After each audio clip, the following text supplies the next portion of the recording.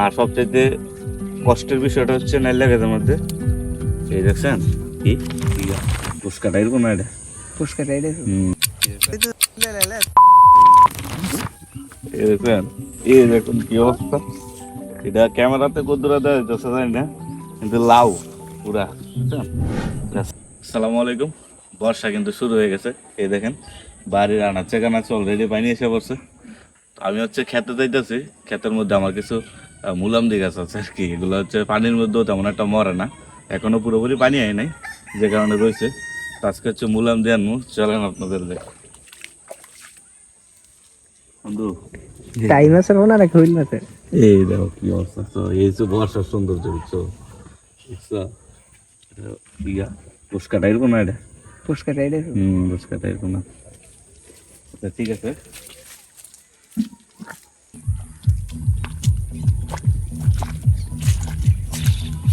এই যেটা নাইলা গাছ, যত বেজাইলা চাষবাস আছে তার মধ্যে নাইলা গাছ আছে একটা। এটারে মনে করেন যে একবার মনে করেন যে কাটো, এরপরে মাদাত করে নিয়ে ভিজাও, তারপরে ভিজতে ফসলে এরপরে ফাট করলে এরপরে বাড়িতে লিয়ে যাও। আর সবচাইতে কষ্টের বিষয়টা হচ্ছে নাইলা গাছের মধ্যে এই দেখছেন কি, যখন মাদাত করে লয়ে যায় তখন মনে করেন যে এটি কানের মধ্যে গাড়ের মধ্যে বাইব। কিছুদিন আগে একটা কাটছিলাম, আমি ভিডিও করি নাই, ওইটা খুবই তুই জ্বালাইছে বিচারি। সবচেয়ে বেশি হলুদ বিচারি বেশি। এগুলা তো চুলকায় না, অন্য কালো বিচ্চা গুলা তো চুলকা না, এটার লাগে আবার এটার সুবিধা আছে। যদি চুলকাইতে তাহলে আর নাইল লাগাইতে বাড়িতে নেওয়া লাগলে না। কোটি টাকা শান্তি হয়েছেন। এই দেন গ্রামের সৌন্দর্য, বর্ষার সৌন্দর্য, এই হচ্ছে বর্ষার সৌন্দর্য।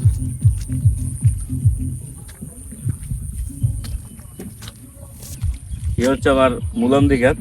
মুলামদি গাছ হচ্ছে মনে করেন যে কই মাছের প্রাণ আর কি। হ্যাঁ, এটি মরে টরে না, পানির মধ্যে দেন, পানি কিন্তু আছে, পানি আছে, পানির মধ্যে এমনও জীবিত রয়েছে, আবার ফলও দিতে আছে।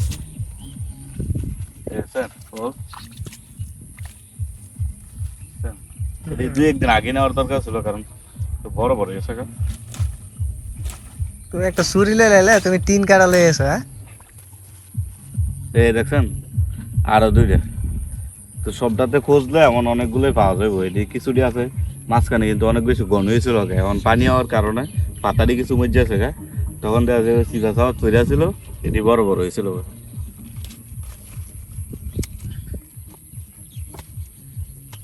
কাটা লেগে কিছু আনিনি, পাইছি একটা মনে করেন যে ওই টিন ভাঙ্গা, দিয়ে এই কাজটা চালাই নিতে কিছু করার নেই। আবার বাইর জল লাগবো, পাঁচ দিলাম।